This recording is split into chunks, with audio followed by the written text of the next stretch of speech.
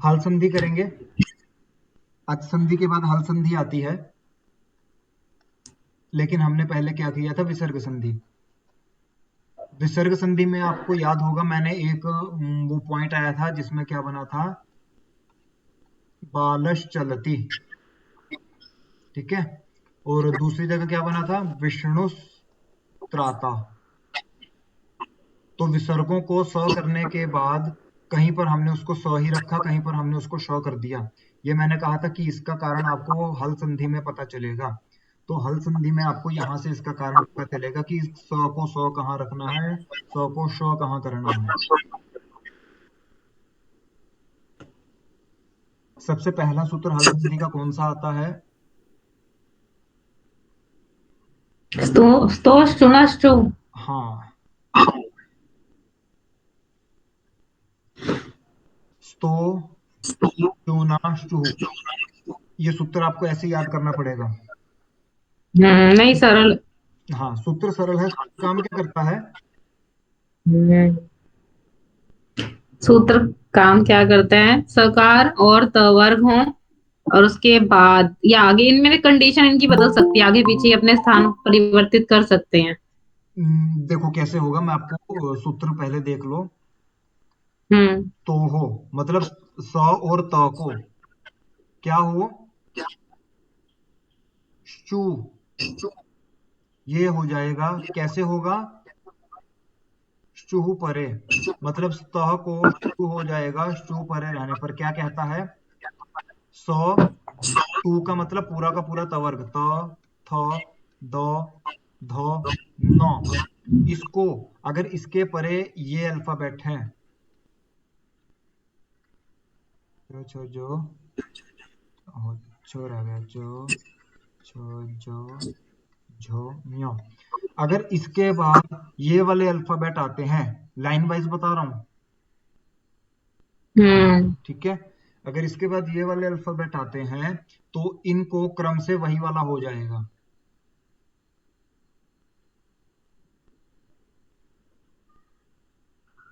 सौ के बाद ये वाला एग्जांपल देखो, बालश चलती, जो ऊपर ब्रैकेट में लिखा है बालश चलती या बालस चलती।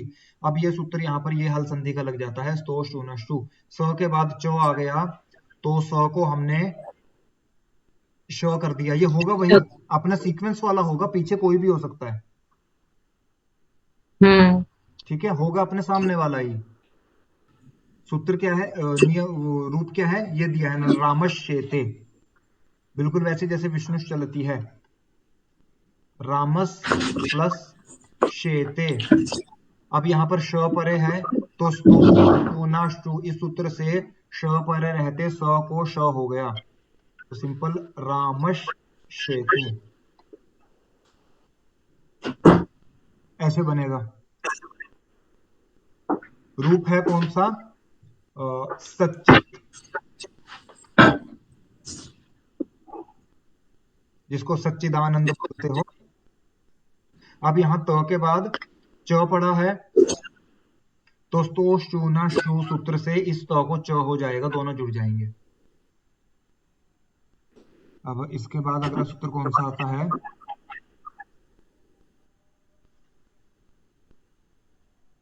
शाद। शात। रूप बना है प्रश्न। जो स्तोष्टूनष्टु है ये कहता है कि इस वाले पूरी सकार वाले वर्ण को शुचुत्व तब ही नहीं होगा जब ये इसके बाद में होंगे, तब भी होगा जब ये इसके पहले होंगे। पहले के योग में भी कर देगा। जैसे यहाँ पर तो सचित में चो बाद में है, अगर पहले होता तब भी चो को बदल देते। अच्छा, स्थान परिवर्तन करने पर भी नियम लागू होगा। हाँ, पीछे हो तब तो करेगा ही। पीछे के तो प्रत्यक्ष उदाहरण मिलते हैं, आगे वाले के बहुत कम मिलते हैं। तो ये सूत्र जो है वो पीछे रहने पर भी करता है और आगे रहने पर भी करता है। पर पीछे वाले उदाहरण का जो है ना, इसके ज्यादा आते हैं। हाँ, पीछे वाले उदाहरण नहीं आएंगे आपके पास, रामश्चेते सच्ची, ये सच्चित सच्चिदानंद, इसी तरह के वो रूप देगा। तो ये शात क्या कहता है, ये कहता है कि श अगर आगे पड़ा है, श अगर आगे पड़ा है तो उसके बाद तवर्ग को शुत्व ना हो। अब प्रश्न में श आगे पड़ा है, इसके बाद न है। नियम से ऊपर वाले सूत्र से न को क्या होना चाहिए था? न को च वर्ग का हाँ, पंचम वर्ण है यह। वो होना चाहिए था, लेकिन शाद हम्म। कहता है कि अगर श वर्ण आगे है तो मत करो, किसी को भी मत करो, सिर्फ न को नहीं। अगर श वर्ण आगे है तो पूरी की पूरी लाइन में से किसी को नहीं बदलना। तो प्रश्नः और विष्णः सिर्फ दो ही रूप यहाँ एग्जाम्पल के तौर पर दिए हुए हैं। मतलब ये नियम यहाँ पे काम नहीं करेगा इन सब में सिर्फ। हाँ,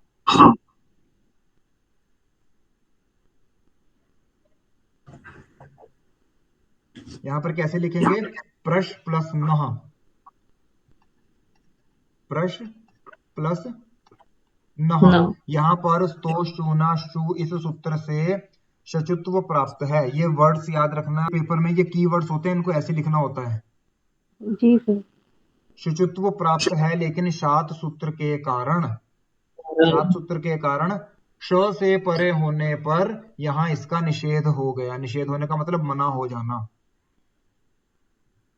सूत्र लागू नहीं होगा ये। हाँ, निषेध होने पर प्रश्न रूप सिद्ध होता है। ये जो यहाँ पर इस बुक में दिया हुआ है ना इतना सा, ये आपको पेपर में ऐसे लिखना है। विश प्लस नः, यहाँ शकार का नकार के साथ योग है, अतः स्तो शूना शु सूत्र के द्वारा शुचित्व प्राप्त होता है, जिसका प्रकृत सूत्र के द्वारा, यहाँ प्रकृत सूत्र के द्वारा लिखना है, जिसका शात इस सूत्र के द्वारा निषेध हो जाता है, इसलिए विष्णः यह रूप सिद्ध होता है। पेपर में सिर्फ इतना लिखना है।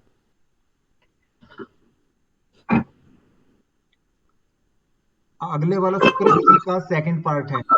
ये वाली लाइन बिल्कुल ऐसे की ऐसी चलेगी। अगले वाले सूत्र में क्या चेंज करेगा? अगला सूत्र कौन सा? ये रहा 64। टू नाश टू। हाँ, स्टू नाष्टु, स्टू ना स्टू। ये सूत्र क्या बोलेगा? इससे पहले वाले में क्या बोला था? स और पूरी तवर्ग वाली लाइन के बाद अगर श और च वाली लाइन है तो उसको उसी में बदल दो। अब ये क्या बोलेगा? स के बाद अगर मूर्धन्य श और ट वाला पूरा वर्ग है तो उसको इसमें बदलना है। पहले श में बदलना था, अब इसमें बदलना है। ये स्टू ना स्टू करेगा। रूप क्या बना है? रामश षष्ठ। कैसे बना? रामस प्लस षष्ठ, ये रूप है। यहां पर सीधा सीधा कुछ नहीं होगा, स्टूना स्टू सूत्र से श परे होने पर स के स्थान पर ष्टुत्व कर दिया। वहां शुचित्व था, यहां ष्टुत्व आएगा। ष्टुत्व करने पर राम, स को श हो गया, आधा ही आएगा, उसके बाद षष्ठ, ऐसे का ऐसे जोड़ दो। ये दो सूत्र मेन है, दोनों में एक एक लगेगा। इस संधि में ये लगेगा, उस संधि में वो लगेगा। ऐसे ही रामस प्लस टी कते, तो ट परे है, इसी नियम से स के परे ट होने पर स्टूना स्टू सूत्र से स को श कर दिया। तो यहाँ पर ये श कर दो स की जगह, बाकी सारा ऐसे कैसे जुट जाएगा। एक है क्या? तत् प्लस टीका, तत् टीका। टीका। ठीक है, तो इसी सूत्र से स्टूना स्टूसु से ट परे होने पर त को, देखो सीक्वेंस में चलेंगे, मैंने पहले भी कहा था बाद में कोई भी हो कोई फर्क नहीं पड़ता, लेकिन सीक्वेंस में चलेंगे। स को श होगा, त को ट ही होगा और कुछ नहीं होगा। तो पहले वाले त को त लिखेंगे, दूसरे वाले त को आधा ट और टी का। अब ये पूरा जुड़ जाएगा, किसी भी फॉर्म से लिख सकते हो, हम संस्कृत में इसको ऐसे लिखते हैं, तट टीका।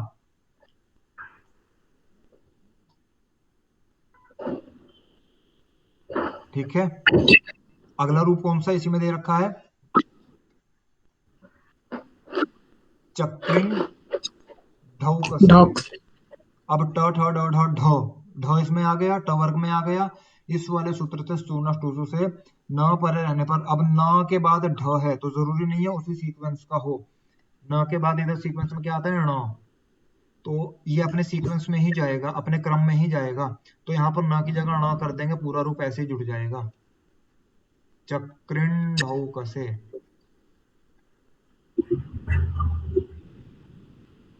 क्लियर है? जी सर ये भी इसी सूत्र में है? हाँ, ये इसी सूत्र में है। मैं आपको अभी दोनों सूत्रों का डिफरेंस बताता हूँ।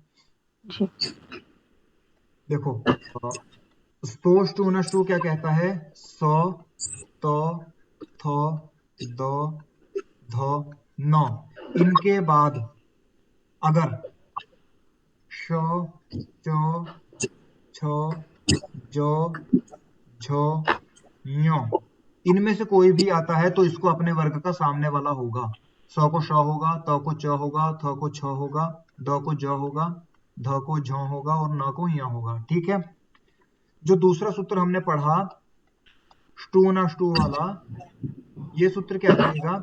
इसी वाली लाइन के बाद में अगर श, ट, ठ, ड, ढ, ण ये आते हैं तो इनको क्रम से ये वाले हो जाएंगे।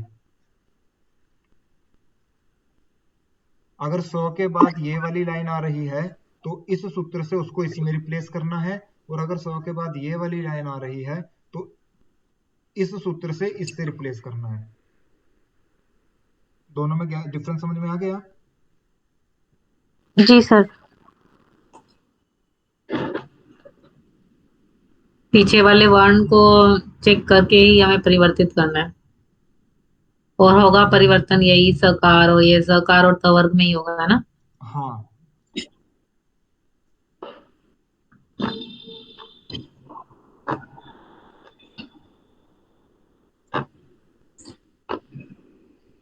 इसके बाद हाँ, इसको सिर्फ इतना याद रखना, ये मेन है, इसी में से सबसे ज्यादा पूछेगा अगर पूछेगा तो।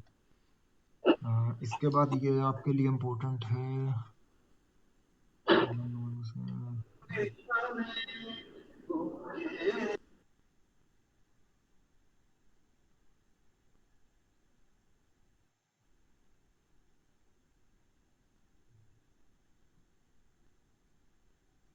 इसके बाद अनाम्नावती नगरीणामिति वाच्यम।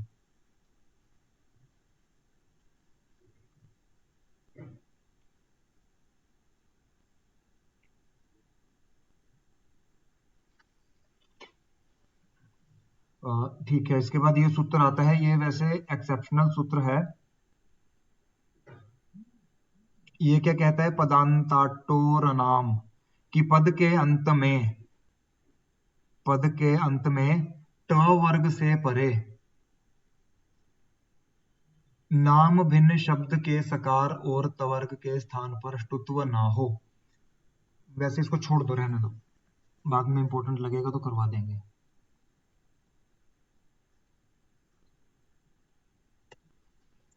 अगला सूत्र क्या आता है? इंपॉर्टेंट है, तोहोशी। तोहोशी, ये तोहोशी सूत्र क्या कहता है? तवर्गस्य शकारे परे न ष्टुत्वम, कि अगर तवर्ग से परे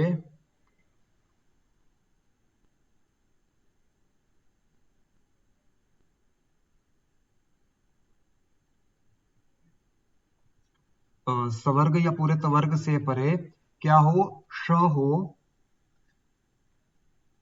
हो तो ष्टुत्व नहीं करना, ष्टुत्व नहीं होगा।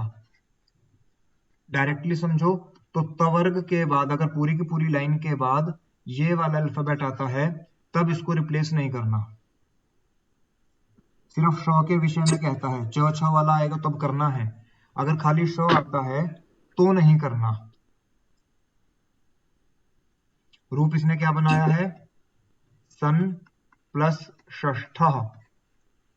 अब ऊपर वाले स्टू ना स्टू सूत्र से इस न को श पर रहते ण होना चाहिए था, लेकिन तोहशी क्या कहता है कि तवर्ग को त थ द ध न इन पांचों अल्फाबेट्स को सिर्फ श पर रहते वो वाली संधि नहीं करनी है। तो यहां पर संधि नहीं होगी, ये ऐसे का ऐसे ही जुड़ जाएगा।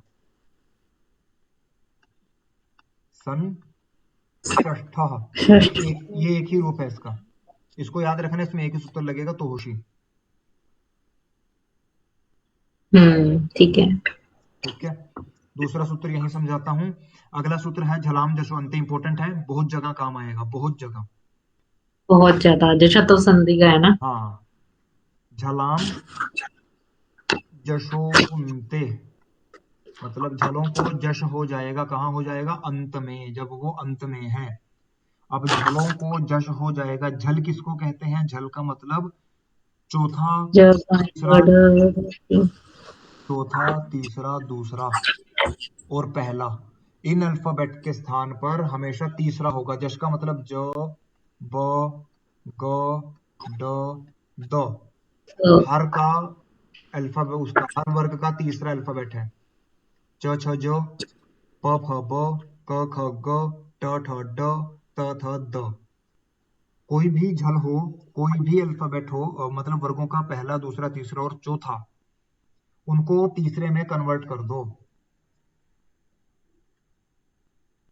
ठीक है। और इसका सबसे फेवरेट नहीं, प्रसिद्ध एग्जांपल कौन सा है? वागीशा। वागीशः, रूप क्या है? वाक। वाक कहते हैं वाणी को। वाणी प्लस ईशः। अब क्योंकि ये पद के अंत में है और यहां से कोई संधि नहीं बनेगी, ई है, हल संधि करनी है। हल संधि हल के साथ होती है, मतलब आगे भी हल होगा, पीछे भी हल होगा, तब हल संधि होगी। जो दो व्यंजनों में हो उसको व्यंजन संधि बोलते हैं। एक स्वर हो, एक व्यंजन हो, वहां पे संधि नहीं होती, वहां तो वो जुड़ जाता है, उसको पूरा कर देगा। तो यहाँ पर ये पदापद के अंत में है।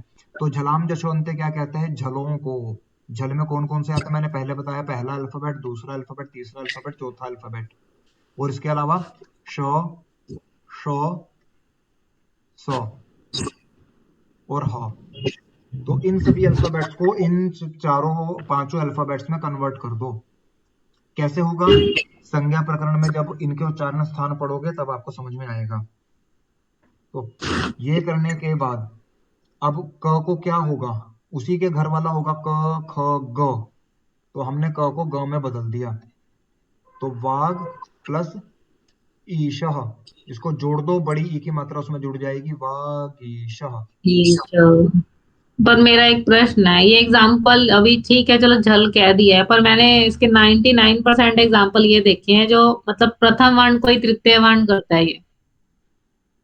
देखो, ऐसे- इसने झल बोला है, इसने अपना हाँ मैं दायरा, वैसे इसने अपना दायरा बता दिया कि इस गाय के गले में 10 मीटर की लंबी रस्सी है, तो ये 10 मीटर के क्षेत्र में घूम सकती है।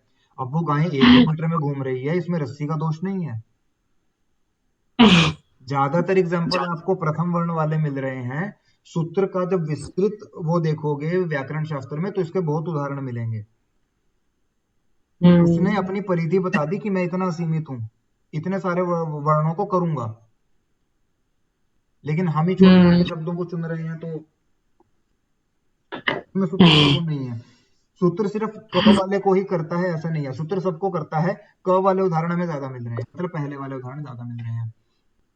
हाँ, नहीं बाकी भी हम अगर बुक के हिसाब से भी देखो ना, चित्त प्लस आनंद, चित्त भी हमारा प्रथम वर्ण है, जगत प्लस ईश, हाँ, ये भी ज्यादातर भी हमारा ज्यादातर ऐसे ही है, देखो। ज्यादातर इस एग्जाम्पल हमें प्रथम वर्ण को तृतीय वर्ण वाले मिले हैं। हाँ, इसका तो सिर्फ इसलिए जब हम, हाँ इसके एग्जाम्पल रट लेना। दिग्गजः, दिक प्लस गजः।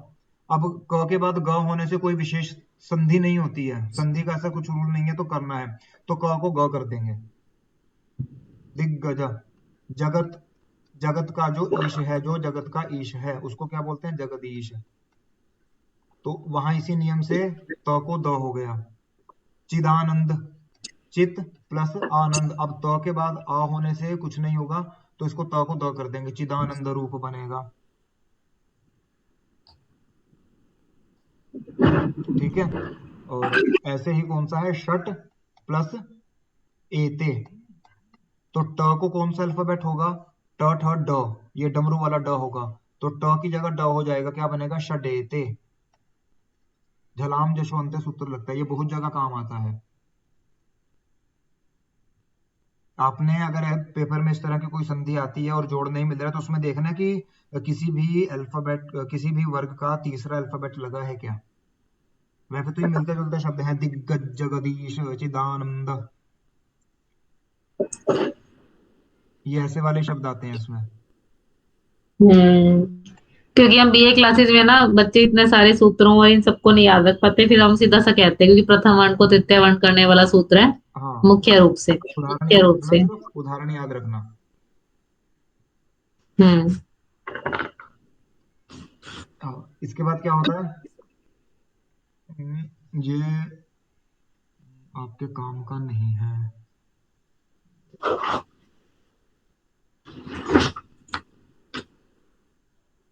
तोरली बहुत आसान है, ये इसके एग्जाम्पल आ जाते हैं पेपर में। हाँ, तो लिख एग्जाम्पल आते हैं, मैं ये देख रहा हूँ, यरो अनुनासिक अनुनासिक होगा। हाँ।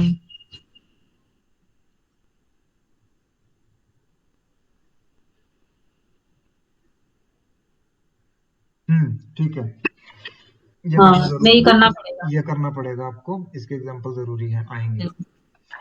हम्म। देखो, अगला सूत्र है यरो अनुनासिके अनुनासिको वाह। यहाँ यर प्रत्याहार की बात कर रहा है। प्रत्याहार याद होंगे तो बड़ी जल्दी ध्यान में आएगा। प्रत्याहार शुरू होता है हयावरट के य से लेकर शशसर के र तक। इसमें कौन कौन से सारे अल्फाबेट ही आएंगे? आगे। हाँ, सारे सारे के सारे अल्फाबेट आ गए। सारे के सारे अल्फाबेट का मतलब है ह नहीं आया इसमें, हाँ, नहीं आया, ह को छोड़ हयावरट के का ह सभी। भी नहीं आया और हल वाला ह भी नहीं आया, दोनों ह नहीं आए, मतलब ह नहीं आएगा इसमें। इसके हम्म। अलावा वर्गों के पांचों वर्ण यानी 25 अल्फाबेट वो हो गए। अंतःस्थः और ऊष्म व्यंजन आ जाएंगे इसमें।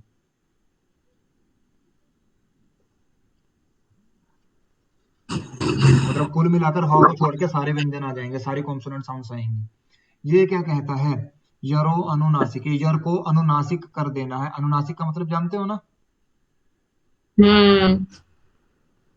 मुख और नासिका से बोले जाने वाला वर्ण। हाँ, और पंचम वर्ण भी कह, पंचम वर्ण, हाँ, सभी वर्गों में पंचम वर्ण। पंचम वर्ण को अनुनासिक कहते हैं। तो ये क्या कहता है? उसको अनुनासिक कर देगा। कब कर देगा? जब उसके बाद में अनुनासिक हो।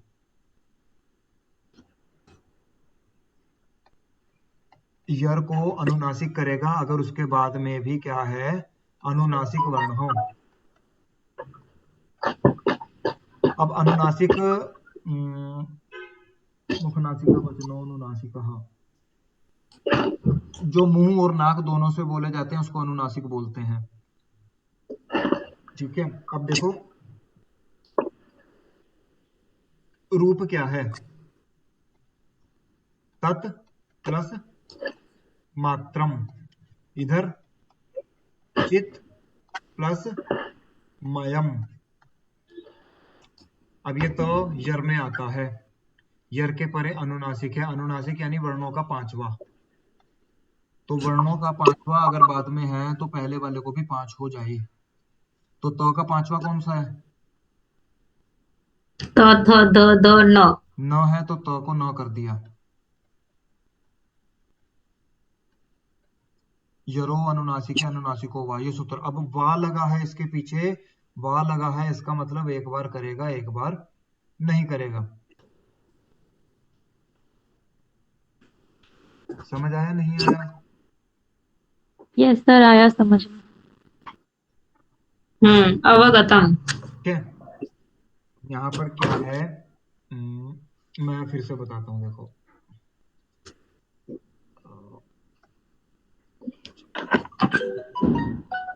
मैं फिर से बताता हूँ। यरो अनुनासिके अनुनासिको वा क्या कहता है?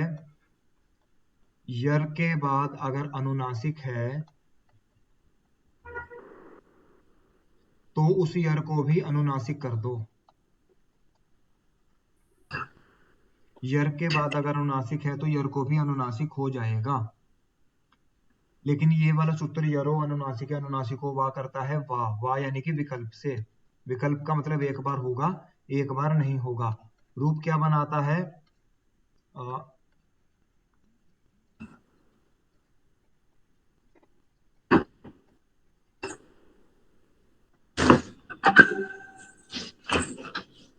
एतन मुरारी एतद मुरारी। रूप यहाँ पर क्या है? एतत, ये रूप है एतत प्लस मुरारी। अब ये तत्काल में आता है। अब म जो है वो अनुनासिक वर्ण है, तो अंत में होने के कारण और बाद में अनुनासिक होने के कारण इस यर को जो त है इसको अनुनासिक कर देंगे। अनुनासिक ही अपनी कैटेगरी वाला होगा, त थ द थ न, तो यहाँ पर इसको न करेंगे। तो जब न करेंगे तो रूप बनेगा एतन मुरारी। लेकिन ये विकल्प से करता है, तो जहां पर नहीं करेगा वहां पर एतद मुरारी। एतद मुरारी क्यों हो गया? झलाम जशो अंते लग जाएगा। मतलब इसमें दो सूत्र काम कर रहे हैं विकल्प के कारण। हाँ जी, ठीक है। और यहीं पर आपको एक रूप बताऊं तो आपने उसका राम का शब्द रूप पढ़ा होगा। पंचमी विभक्ति में रामात भी बनता है, रामाद भी बनता है। हम्म। वो दो यहां से आया, झलाम जशो अंते। तो जहां पर जरो अनुनासिक अनुनासिक का वन है उसको अनुनासिक कर दिया, वहां तो न बन जाएगा डायरेक्टली, कोई समस्या नहीं है। जहां पर नहीं होगा, एतद मुरारी शब्द आ गया, वहां पर एतत त को झलाम जशो अंते सूत्र से अंत में होने के कारण जश कर देगा, तो क्या बनेगा? त थ द, तो एतद मुरारी रूप बनेगा। अब जो इससे पहले मैंने रूप बताया था आपको, जहां पर इसने किया ही था, वहां पर ये वार्तिक आता है।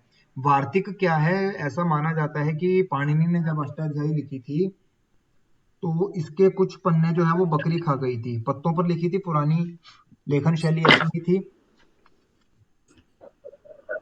तो कहीं कहीं पर जो है वो बीच में कमी पड़ जाती है कि अब क्या होगा क्या नहीं होगा, क्योंकि बकरी ने पत्ते आखिरी वाले नहीं खाए थे, बीच में से खा गई थी। तो जहां जहां पर हमें ऐसा लगता है कि हम आगे नहीं बढ़ पा रहे हैं, वहां पर ये वार्तिक रचे गए थे। ये वार्तिक रचे गए थे, तो ये वार्तिक जो है उन सूत्रों को, उन क्रियाओं को पूरा करने का काम करते हैं। तो ये वार्तिक क्या कहता है? प्रत्यय। प्रत्यय के परे रहते, मैंने पहले भी बताया था, जिस सूत्र में जहां पर सप्तमी विभक्ति लग जाए उसके परे रहते बात करता है। प्रत्यय में सप्तमी लगी है, यानी कि प्रत्यय के परे रहते। भाषायाम, भाषा में। नित्यम, नित्य हो, क्या हो? अनुनासिक। अगर प्रत्यय परे है तो नित्य कर दो, कि करना ही करना है, तब विकल्प से नहीं करेगा, ये कहता है कर दो, ठीक है। नाथ में भी नहीं करेगा, विकल्प से करेगा। जगन्नाथ जगत। और जगन्नाथ। तो सीधा कह सकते हैं कि हमने तृतीय वर्ण झलाम जशवंत से किया है हाँ, और उसको उसके बाद किया है। प्रत्यय वाला सूत्र लगाया है। प्रत्यय वाला प्रत्यय भाषा। प्रत्यय वाला सूत्र देखो कहाँ लगेगा। प्रत्यय कौन सा है? मात्र, मय, ये प्रत्यय है। तो इसके साथ कौन सा बनेगा? तन्मात्र और चिन्मय, ठीक है। इन दोनों को प्रत्यय, सिर्फ ये दोनों रूप याद रखना, ये दोनों प्रत्यय वाले रूप आएंगे, इसमें वार्तिक लगेगा।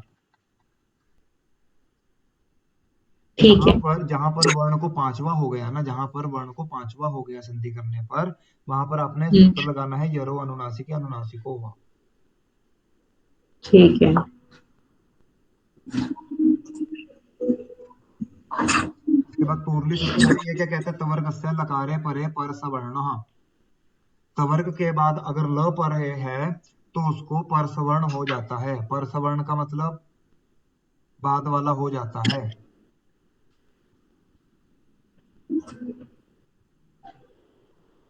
जैसे कौन सा सूत्र है? तोरली, ये यही काम करेगा। तोरली, तोरली कहता है तवर्ग, पूरे के पूरे तवर्ग की बात करता है, यानी कि पांचों अल्फाबेट्स की बात करता है। इसके बाद अगर ल है, खाली ल में करेगा, तो त के स्थान पर बाद वाला हो जाएगा। बाद वाला मतलब ल ही हो जाएगा। पांचों के पांच के स्थान पर ल ही होगा।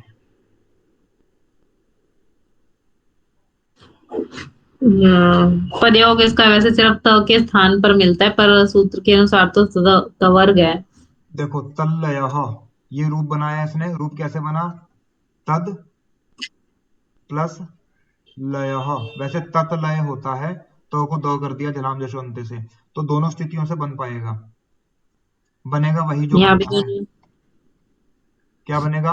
अब ल परे रहते तोरली, इस सूत्र से तवर्ग के बाद ल होने के कारण पर सवर्ण होने पर द को भी ल हो गया, तो तल लय। ऐसे बनेगा, एक सूत्र एक रूप। ऐसे ही रूप कौन सा है, तल्लीन।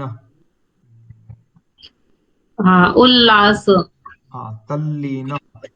तो रूप क्या है, तद प्लस लीन।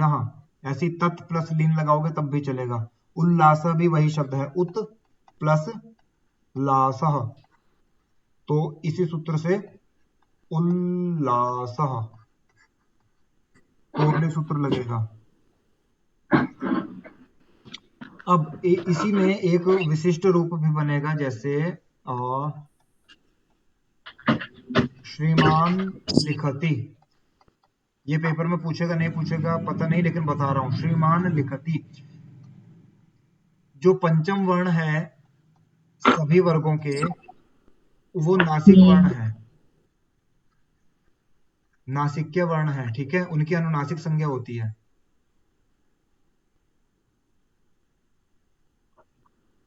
क्या संज्ञा होती है, अनुनासिक संज्ञा होती है। अनुनासिक। तो पांचवे के बाद में पांचवे के स्थान पर जो परसवर्ण होगा वो अनुनासिक होगा, मतलब उसके ऊपर अनुनासिक का चिन्ह होगा। तो कैसे लिखेंगे, हाँ चांद बिंदु आएगा कुछ। बिल्कुल, ल डबल हो जाएगा लेकिन चांद बिंदु वाला आएगा। ये प्रयोग तो विद्वान यहाँ पर यही श्रीमान, सूत्र काम करा हाँ ओनली। श्रीमान लिखती। या फिर दूसरा एग्जांपल दूंगा तो क्या लिखेंगे, विद्वान लिखती। लिखती। तो न को ल हो जाएगा, लेकिन न क्योंकि पंचम है, तो पंचम के स्थान पर जो परस्वर्ण होगा वो पंचम की आवृत्ति को लेकर आएगा, और पंचम की आवृत्ति कौन सी है, अनुनासिक की, तो ये अनुनासिक का चिन्ह लेकर आएगा। विद्वान लिखती, ल, ये ल का साउंड जो है वो न के साथ आएगा, मतलब नासिका से हवा आएगी। विद्वान लिखती।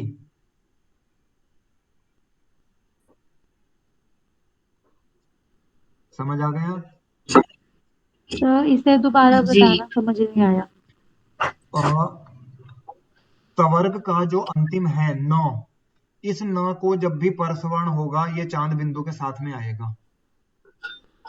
जी, और मतलब सर न, ये डबल ल, मतलब दो बार ल। हाँ ये न को देखो संधि क्या थी, विद्वान लिखती। सूत्र क्या कहता है, तोरली सूत्र कहता है तवर्ग के स्थान पर, तवर्ग यानी कि त, थ, द, ध, न, इन पांचों के बाद अगर ल आता है, इन पांचों के बाद अगर ल आता है तो इन पांचों के स्थान पर ल करना है, मतलब इन पांचों को भी ल हो जाएगा और बाद वाला ल तो है ही। दो ल कहां से आए समझ में आ गए। हाँ जी सर। इन पांचों को रिप्लेस करना है ल के साथ, कब, जब इसके बाद में ल होगा। तो विद्वान प्लस लिखती हो गया। अब जो अंतिम अल्फाबेट है इनका पांचों वर्गों का, सिर्फ इसका ही नहीं पांचों वर्गों का, इन पांचों वर्गों को अनुनासिक वर्ण बोलते हैं, मतलब इनकी साउंड थोड़ी थोड़ी नाक से आती है। तो ये कहता है कि अनुनासिक के स्थान पर जो भी आदेश होगा वो अपनी प्रवृत्ति अपने रूप को साथ में लेकर आएगा, मतलब नाक से साउंड आनी चाहिए वैसा ही रूप आएगा। तो ल के तो आती नहीं, तो ल जो है वो चांद बिंदु के साथ में आएगा। तो यहाँ पर हमने क्या किया, विद्वान न को हमने ल कर दिया, न आधा है तो ल भी आधा आएगा, और चांद बिंदु के साथ आएगा तो ये लग गई चांद बिंदु। अब इसके पीछे वाला रूप जोड़ दो, लिखती, अब ई की मात्रा इसके ऊपर से आएगी। ये चांद बिंदु कहां से आई, क्योंकि न पंचम है, अनुनासिक वर्ण है, इस वजह से चांद बिंदु आई, बाकियों में नहीं आएगी, बाकी चार में नहीं आएगी, सिर्फ न में आएगी। न वाले एग्जाम्पल में यानी। हाँ सिर्फ न वाले एग्जाम्पल में आएगा। जी सर।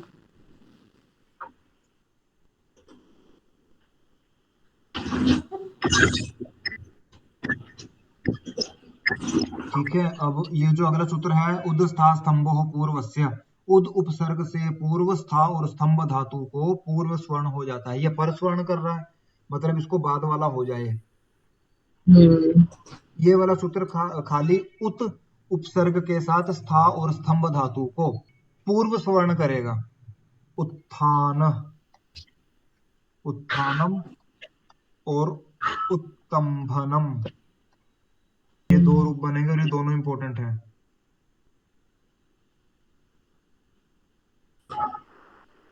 पहले एक एक सूत्र करके इसको बताओगे या पहले जितने इसमें सूत्र लग रहे हैं वो सारे इकट्ठे बता के या एक एक सूत्र करके? पहले काम बताता हूँ क्या क्या हुआ है, ठीक है। सूत्र देखते ठीक रहना है। ध्यान से। सूत्र कौन सा है?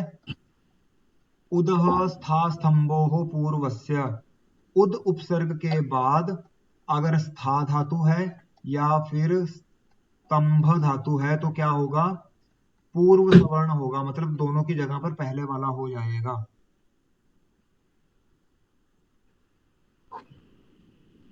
ठीक है। उसके बाद इसको देखने की जरूरत नहीं है। ये तस्मादित्युत्तर से, ये सहायक सूत्र है, इसको सिर्फ लिखना है सहायता से, ये सूत्र याद नहीं करना है, मतलब इसका कुछ काम नहीं है, ये सिर्फ सहायक सूत्र है। उसके बाद आदेह परस्य, परस्य यद विहितम तत् तस्यादेर बोध्यम। पर पद के स्थान में बोला है, मतलब बाद वाले को पूर्व सवर्ण करना है, तो सारे के सारे को करना है, मतलब उद परे, उद के बाद स्था धातु को पूर्व सवर्ण करना है। तो आदेह परस्य की जो पर है, जो बाद वाला है, उसके सबसे आदि वाले को कर दो, सबसे पहले वाले को कर दो। तो ये सहायक सूत्र है। कंडीशन हमारे पास आती है कि बाद वाले को पूर्व सवर्ण करना है। पूर्व सवर्ण पूरी स्था धातु को करूं 2 अल्फाबेट है, या पूरी स्तंभ धातु को करूं 4 अल्फाबेट्स हैं। यहाँ दोनों को कर दूं, यहाँ चारों को कर दूं, किसको कर दूं? ये कहता है आदेह परस्य, जो पर में है, जो बाद में है, उसके आदेह आदि वाले को करो। तो स्था में आदि में कौन है? 100। सो स्तंभ में आदि में कौन है? 100। तो सो जो भी काम होगा वो इन दोनों के 100 को होगा, बाकी एज इट इज पीछे का पीछे रहेगा। काम समझ में आ गया? हाँ कि हाँ जी सर।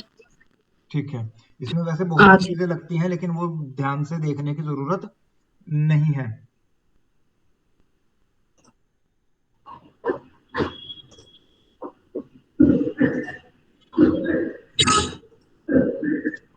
इसमें काम बहुत से होंगे, लेकिन वो सारा वहां ना लिखने की जरूरत है, ना वहां दिखाने की जरूरत है। तो उद उपसर्ग लग गया। धातु कौन सी है? स्थानम, ये धातु हमने ली, ठीक है। अब यहाँ पर वो पूर्व वाले सूत्र से उदस्था स्तंभयोः पूर्व सवर्ण सूत्र से इस स्थान के स्थान पर हमें पूर्व सवर्ण प्राप्त हो गया। किसके स्थान पर होगा? आदेह परस्य ने कहा कि सबसे पहले वाले के स्थान पर करना है, तो सबसे पहले वाला स्थान यानी कि 100 के स्थान पर हमें पूर्व सवर्ण प्राप्त हो गया। अब पूर्व सवर्ण होगा क्या? थ दूसरा होगा, तो उद थ थानम, 100 को पूर्व सवर्ण कर दिया, ठीक है। परेशानी क्या है? जब 100 को रिप्लेस करना है पूर्व रूप में, तो त थ द ध न, इनमें से किसको करेंगे? इनमें से उसको करेंगे जब आप इनके उच्चारण स्थान पढ़ोगे, तो जिसका उच्चारण स्थान 100 के सबसे पास में होगा उसी को रिप्लेस करेंगे। तो 100 का उच्चारण स्थान थ के सबसे पास में होगा। कारण क्या है? ये दिया हुआ है, देखो। दोनों विवार, श्वास, अघोष तथा महाप्राण यत्न वाले हैं, तो इतने सारे उच्चारण स्थान इनके मिल रहे हैं, इसलिए 100 के स्थान पर थ करा। तो उद प्लस थ प्लस थानम, ये स्थिति बन गई। शब्द थोड़ा अटपटा सा है। यहाँ पर सूत्र कौन सा आता है? झरो झरी सवर्णे। झरो झरी सवर्णे क्या कहता है? झरो, झर को, झरी, सवर्णे।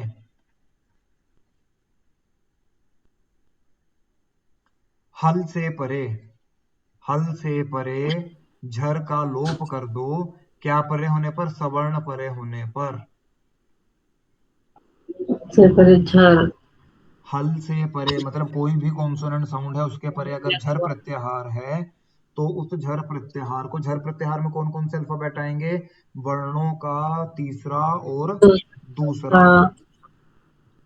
सोफा चटत सारे आएंगे, दूसरा पहला दूसरा तीसरा चौथा सारे हैं। पहला दूसरा तीसरा चौथा, किसी भी कॉन्सोनेंट साउंड के बाद अगर वर्गों का पहला दूसरा तीसरा और चौथा वर्ण आ रहा है, और उसके बाद उसी का सवर्ण हो, सवर्ण का मतलब उसी का मिलता जुलता हो, उसी का मिलता जुलता हो, तो क्या करना है? सवर्ण कर देना है। सवर्ण कर देना है। मतलब वही रिपीट हो जाएगा उसका ही। सवर्ण नहीं करना, सवर्ण परे होने पर लोप कर देना है झर का। लोप करना है। हाँ, अब देखो कैसे होगा। हल से परे झर का लोप कर दो। उद है, द हल में आता है, कॉन्सोनेंट साउंड है, व्यंजन है। इसके बाद झ, थ जो है वो झर में आता है, चौथा अल्फाबेट है। त थ नहीं, दूसरा है, झर में आता तो है। और इसके बाद थानम का थ है, जो सवर्ण है। सवर्ण का मतलब एक जैसा, एक जैसा है। हाँ, यहाँ तक। पर ये स का थ कैसे बना था? अरे, इसको सवर्ण किया ना। अच्छा, ठीक है, आधे पर अस्से से। हाँ, नहीं। हाँ। हाँ, पूर्व स्वर्ण, ठीक है। ठीक है, पूर्व सवर्ण करना था, मतलब पहले वाला सवर्ण करना था। तो पहले वाले में किसको करना था? तो आधे पर से बोलता है उस बाद वाले के सबसे पहले वाले पद को कर दो, पहले वाले अक्षर को कर दो।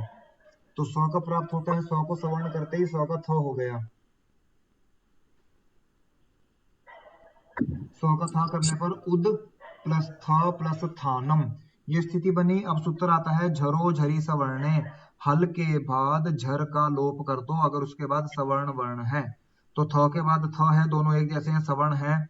तो झरो झरी सवर्ण से इस वाले थ का लोप प्राप्त होता है।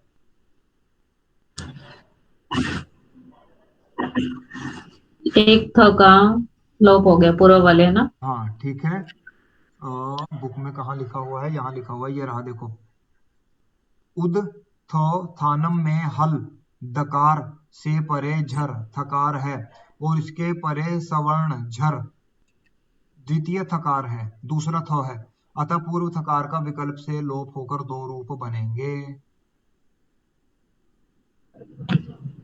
विकल्प? हाँ, विकल्प से करेंगे। झरो झरी स्वर्ण विकल्प सूत्र है ये? हाँ, नहीं, विकल्प सूत्र नहीं है, विकल्प से करने वाला सूत्र है। तो जहां पर कर देगा वहां रूप क्या बनेगा? उद प्लस थानम। और जहां पर नहीं करेगा वहां क्या बनेगा? उद, क्या बनेगा? उदत्थानम। ये दोनों, ये थ भी आधा है, द भी आधा है। ये रूप बन गया। इतना यहां तक याद रखना कि ये रूप बन गया। ठीक है, क्या रूप बनाया था? हाँ जी सर। रूप क्या बनाया था? उद थ थानम। और लोप करके उद उत्थानम। थानम। ठीक है, तो ये जो जी। बनेगा, ये इसको अभी ऐसे ही रखेंगे। इस वाले रूप को देखेंगे। इस वाले रूप को कैसे देखेंगे? सूत्र आता है खरीच। जो। यह सूत्र भी बहुत काम आता है। इम्पोर्टेंट है बहुत। ठीक है, ये सूत्र क्या कहता है? हम्म, खरी जिसमें सप्तमी विभक्ति होती है उसके परे रहते, मतलब खर के परे रहते क्या करना है? झल को चर कर दो। सर आदेश। झल को चर कर दो। चर का मतलब, झल का मतलब, झल का मतलब आएगा पहले दूसरे तीसरे चौथे को क्या कर दो? चर कर दो, पहला कर दो। पहले को तीसरा करने वाला सूत्र कौन सा था? झलाम जशोंते। पहले जलाम जशवंत थे, और ये क्या करता है? पहले प्रति। दूसरे तीसरे चौथे कोई भी हो उसको पहला कर देगा। ठीक है, प्रथम बार। खरीच। अब स्थिति क्या थी? उद थानम। ये क्या बोलता है? खर परे रहने पर, ये थ खर में आता है। जी। ठीक है, क्या कहता है? खर परे रहते झल को चर कर दो। चर में कौन कौन से प्रत्यय आते हैं? प्रत्याहार इनको याद नहीं है अभी भी। च, अच्छा। त, क, प। ये कर दो, कोई भी अल्फाबेट हो उसको इन चारों में से बदल दो। अब द की जगह पर कौन सा होगा जो उसके घर का है? तो द आधा था, त भी आधा ही आएगा। तो रूप क्या बनेगा? उत्थानम।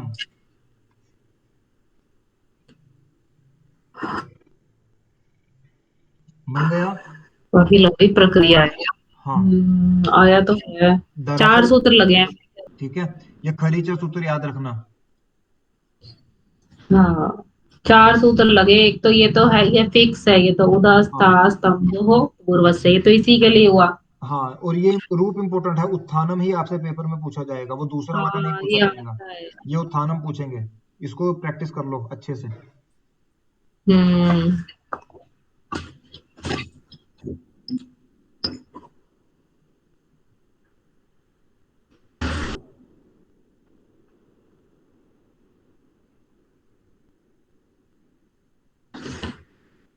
अब क्या है देखो, अ, अगला सूत्र क्या है, इंपॉर्टेंट है। रूप देख लो, सिर्फ एक एक सूत्र लगेगा, एक ही रूप बनेगा। रूप कौन से बने हैं पहले रूप दिखाता हूँ। वा घरी ही, यहाँ क्या हम्म। बना है, वाघ हरि ही। एक ही सूत्र है, सूत्र क्या है, ये लिखा हुआ है झयो वो हो। अब ये एस का निशान जो है इसको अ समझना है। अन्यतरस्याम, ये क्या कहेगा, ये क्या कह रहा है, झूठ से परे औकात के सामने। झय, झय से परे, झय प्रत्याहार की बात कर रहा है। झय के बाद हस्य ह को विकल्प से पूर्व सवर्ण कर दो, पूर्व सवर्ण करना है, ठीक है। तो पूर्व सवर्ण क्या होगा, इसके आधार पर होगा कि झ के आगे कौन सा वर्ण है, झ के आगे कौन सा वर्ण है, और उस वर्ग का उच्चारण स्थान के अनुसार ह के सबसे पास वाला कौन सा है। जैसे 5 दोस्त हैं, मैं सबसे पहले उसी के घर जाऊंगा जो सबसे पास वाला होगा, तो उच्चारण स्थान में जो सबसे पास वाला होगा वो ह की जगह हो जाएगा। रूप क्या बना, हम्म, हम यहाँ पर क्या लेंगे, वाक प्लस हरि ही, हमने ये ले लिया, वाक प्लस हरि ही। अब यहाँ पर झलाम जशवंते से झल को जश हो गया, तो क्या बन गया, वाग प्लस हरि ही, ये स्थिति बन गई। आपने यहां से लिखना शुरू करना है, ये बना रहे हैं अभी, वाघ हरि। तो ये स्थिति जहां बन गई वाघ प्लस हरि, यहाँ पर झयो हम तरस्याम सूत्र क्या कहता है, कि झय प्रत्याहार से परे, अब ये ग झय में आता है, कपय के य तक, मतलब वर्गों का पहला दूसरा तीसरा चौथा। झय में क्या आएगा, झय में क्या आएगा, पहला दूसरा तीसरा चौथा अल्फाबेट। इन सब के बाद में अगर ह है तो उस ह को पूर्व रूप करना है, मतलब पूर्व सवर्ण करना है। जैसा पहले वाला है उसको बाद वाले के अकॉर्डिंग कर देना है। तो ये वर्गों का तीसरा है, क ख ग तीसरा है, तो तीसरे के बाद ह है, तो इस वाले सूत्र से, इस सूत्र से ह को पूर्व सवर्ण करना है। अब ह को पूर्व सवर्ण क्या होगा, ह का उच्चारण स्थान सबसे ज्यादा किससे मिलता है, घ से। तो ह की कैसे? जगह कुहू विसर्जिया नाम। नहीं, अपोह विसर्जनीय नाम से नहीं आएगा, ये बनेगा आपके इससे, बाह्य प्रयत्न से। बाह्य प्रथम। हाँ, अच्छा। बाह्य प्रयत्न 11 प्रकार के होते हैं, तो ह के बाह्य प्रयत्न घ से मिलते हैं सबसे ज्यादा।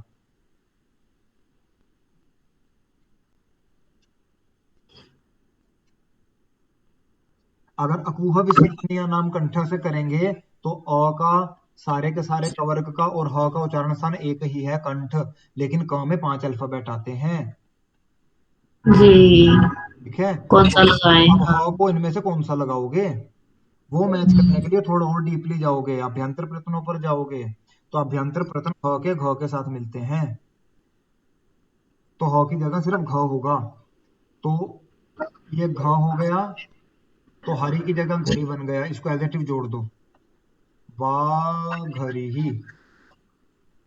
अब ये वाला जो सूत्र है, ये सूत्र कहता है वाह, विकल्प से करो, एक बार करो एक बार नहीं करो, तो जहां पर कर दिया वहां तो वाह घरी बन गया, जहां पर नहीं किया वहां पहले ही बन गया था वाघ हरि ही। विकल्प यहाँ दिख तो रहा नहीं। कहाँ नहीं दिख रहा, सूत्र के अंदर तो नहीं लिखा हुआ। सूत्र की वृत्ति पढ़नी पड़ेगी ना, सूत्र वृत्ति ऊपर से नीचे ले रहा है। मेरे पास जो बुक है उसमें तो विकल्प कहीं लिखा ही नहीं हुआ। आज आपने पहले ही भी कोई सूत्र बताया था ना, उसमें भी विकल्प नहीं था। मैं ढूंढ रही हूँ। कौन सी पुस्तक है? जब मैंने एमए की तब की पुस्तक है। जब आपने एमए की एमए वाली बुक से कर रहे हो। चलो एक काम करना, क्लास के बाद मुझे उसका पिक्चर भेजना, मैं देखूंगा क्या है। हम्म। ठीक है, तो वाघहरी और वाघघरी, वाघहरी शब्द तो सुना है ना? हाँ तो मतलब विकल्प से बनेगा तभी वाघहरी बनेगा, वरना घ को घ तो कर ही दिया। जी, काफी टफ है ये वाला तो। ये ये हल तो संधि, उत्थान में टफ लग रहा है। हल संधि इसलिए बोला था। शश छोटी, ये काफी एक ही बढ़िया सूत्र है है। मेरे ख्याल से। एक ही सूत्र है और एक ही रूप बनेगा, बाकी कुछ नहीं करना। तत् ठीक है, अब तत् सूत्र क्या है? ये बहुत जगह आपने पढ़ा भी होगा। हाँ, तच्छिव सच्छिव भी होता है उदाहरण। हाँ, कौन सा होता है? सच लगा देते हैं, सच्छिव, तच्छिव तो तत् सच्छिव। की जगह सत लगा दो, वो एक ही बात है, बनेगा वही रूप जो बनाना है। ठीक है, दो रूप बनेंगे क्योंकि ये सूत्र भी विकल्प से काम करेगा। क्या करता है सूत्र, क्या है? शश छो अटी। अटी का मतलब अट परे रहते, जिसमें सप्तमी विभक्ति आ जाए उसके परे रहते बात करता है। सूत्रों को समझ लो। ठीक है। पर ये सप्तमी में आता है? अच्छा, वो जो हमारे सुबंत है उसके हिसाब से ना। हाँ, ई बन गया ना, ई प्रत्यय आएगा, गीप प्रत्यय हाँ, आता है। ठीक है। गीप गयो हो, गी वो कौन सा सूत्र है? नी नसो क्या था वो? ठीक है, मैं समझ गया हूँ। ये गयो सुप। सुप। ठीक है, तो ई आता है, छोटी ई आता है, इसलिए जगत से जगती बनता है, मनस से मनसी बनता है, भगवत से भगवती बनता है, छोटी ई आती है। भैया जी हो गया, धन्यवाद। हाँ, तो ये क्या बोलता है, ऊपर वाले सूत्र की वृत्ति लेनी है। जय से परे, जय से परे श को विकल्प से करेगा। विकल्प से क्या कर देगा? छ। करेगा। कब करेगा? अटी, अगर अट प्रत्याहार परे है। अट प्रत्याहार कहाँ तक आता है? आई उनके अ से लेकर हाया वरट के ट तक, यानी कि सारे के त सारे स्वर आएंगे और अंतस्था व्यंजन और आएंगे, ह य व र। अगर ये पीछे है, बाद में है, तो और आगे झय प्रत्याहार है, तो श को छ कर दो। ठीक है, अब रूप कैसे बनेगा ये देखना है। कहाँ से बनाया है इसने? तत्शिव। हम्म, रूप सिद्धि कहाँ से की है वही देखना है। हाँ, मैंने वही देखना था। रूप सिद्धि की है तत्, तद, तद तद तत् शिव। शिवः, तद शिवः। ठीक है, ये बना तद प्लस शिवः। अब यहाँ पर ध्यान से देखोगे तो सबसे पहले संधि तो वही आती है। स्तोष्टुनाश्चु। हाँ, स्तो शुना शुह। ये क्या कहता है? तवर्ग के बाद अगर श है तो उसको स्तुत्व कर दो, तो को च वर्ग वाली लाइन हो जाएगी। तो थो दो चो छो, क्या बनेगा? द का हाँ। द ध द। हम्म। द तो तृतीय वर्ण है ना, फिर अच्छा ज बनेगा फिर। हाँ, क्या बनेगा? तज। हाँ, कुछ गलत बोल रही हूँ मैं? नहीं, ज बनेगा इसको फिर। सोचो सोचो सोचो सोचो सोचो सोचो। फिर दो का पहले तो ना बना दें। नहीं। नहीं बन सकता, देखो कैसे बनेगा। सामने लिखा भी दिखाया है। इस सूत्र से इसको क्या करेंगे? स्तुत्व कर देंगे। क्या बनेगा? त थ द ध नहीं, च छ जो बनेगा। जो। ठीक है, हाँ। जो बन अच्छा गया। अच्छा, खरी फिर खरी का जो काम करेगा काम। अरे ये खरी लिख दिया, वो खरी लिख दिया मैंने। शिवः, ये बन गया। और यहाँ पर सूत्र आता है कौन सा? खरीच। खरीच क्या करता है? अभी बताया था। खरी जो करता है, झल परे रहते हैं। नहीं, झल को खर करता है। झल को चर करता है, खर परे रहते हैं। हाँ, झल को चर करता है, या सीधी सी बात है, प्रथम वर्ण करता है द्वितीय वर्ण प्रथम को वर्ण वैसे ना। कर देगा। तो खरी च जो है खर परे रहते इसको प्रथम वर्ण कर देगा, तो ज की जगह चो आएगा। मैंने कहा संस्कृत में अगर बिंदी भी लगानी है अपनी मर्जी से नहीं लगा सकते, द को पहले ज करना पड़ेगा, फिर ज से उसको च करोगे। ठीक है। ठीक है, तो तत् प्लस शिवः। अब स्थिति बन गई सूत्र वाली, जो सूत्र बोलता है ये क्या बोलता है, झय प्रत्याहार से परे। झय प्रत्याहार में च आता है, आता है। बिल्कुल आता है। ठीक है, वर्गों का पहला, दूसरा, तीसरा और तीसरा चौथा चौथा। एल्फाबेट झय में आता है, तो ये सबसे पहला है। तो झय से परे श को क्या कर दो, छ कर दो। छ। क्यों कर दो, अगर परे अट है, अट में क्या आता है, सारे के सारे स्वर आते हैं। हाँ तो स्वर आते हैं, तो फिर ये श कहाँ से आ गया? अरे श को ही छ करना है। तो इसके साथ की जो शिव में मात्रा है वो देखी है हमने अट में। हाँ जी, श में ई लगा हुआ है, जी। और अगर ई भी नहीं देखोगे तो व लगा हुआ है, वह भी अट में आता है। वो अभी अट में, हाँ ठीक है। ठीक है, दोनों स्थितियों से बन जाएगा। वैसे तो ई लगा हुआ है, शो के बाद ई आएगा, तो ई अट होने के कारण और आगे जो है वो झय होने के कारण श को छ कर दिया। हाँ बस इस रुक के बाद रुक जाना, बस मेरा 90% से ज्यादा डाटा खत्म हो गया। हाँ, वो डाटा नहीं, उनकी एनर्जी भी खत्म हो जाएगी, इससे ज्यादा समझेंगे भी नहीं वो इसको। ठीक है, लेकिन ये जो षष्ठ छोटी है ये वह से करेगा, वह से करेगा मतलब विकल्प से करेगा। तो एक जगह छ कर दिया तो क्या बनेगा, इसको ऐसे का ऐसे ही जोड़ दो, वो ई की मात्रा छ में जोड़ दो, तच्छिवः, ये रूप बन गया। जहां पर नहीं करेगा वहां पर क्या बनेगा, ये सारी विभक्ति तो मतलब ये रूप तो यहाँ तक ऐसे ही चलेगा। स्तोष्टु नास्तु से उसको ज करेंगे, उसके बाद उसको च करेंगे, तो च वाली स्थिति तक तो ये ऐसे का ऐसे ही रहेगा।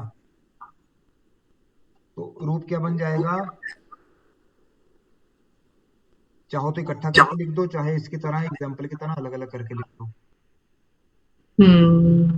ठीक सर है। पेपर में ये दोनों रूप लिखने हैं? पेपर में हाँ नहीं, पेपर में आपने सिर्फ वो रूप लिखना है जो आपसे पेपर में पूछा जाएगा। Okay sir.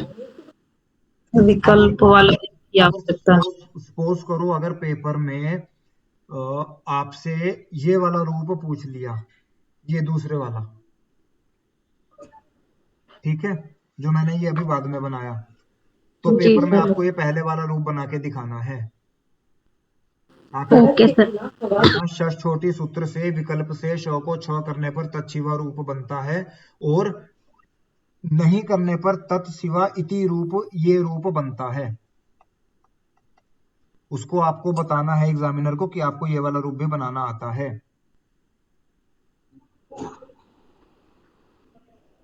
क्योंकि तत् तत्शिवा तो तब भी बन जाएगा जब षष्ठ छोटी नहीं लगाओगे। हाँ वो तो बन जाएगा। ये सूत्र बिना षष्ठ छोटी के भी बन जाएगा। हाँ क्योंकि इसने श को छ किया है ना विकल्प इसने से। श को छ किया है तो छ वाले रूप में षष्ठ छोटी लगेगा, ये तो बिना इसके भी बन जाएगा। लेकिन अगर हाँ ये रूप बना है तो ये बना इसी सूत्र से है, क्योंकि इसने विकल्प से किया है। तो एग्जामिनर अगर जी। ये पूछता है तब भी आपको ये वाला रूप बना के दिखाना है। Okay sir. ठीक है। सिर्फ रूपों पे रट्टा मारना है, जैसे ये दो रूप लिखे हुए हैं, ये इसका सूत्र लिखा हुआ है, इस तरह के नोट्स बनाओ, दो रूप उनका जी सूत्र रट लो इसको।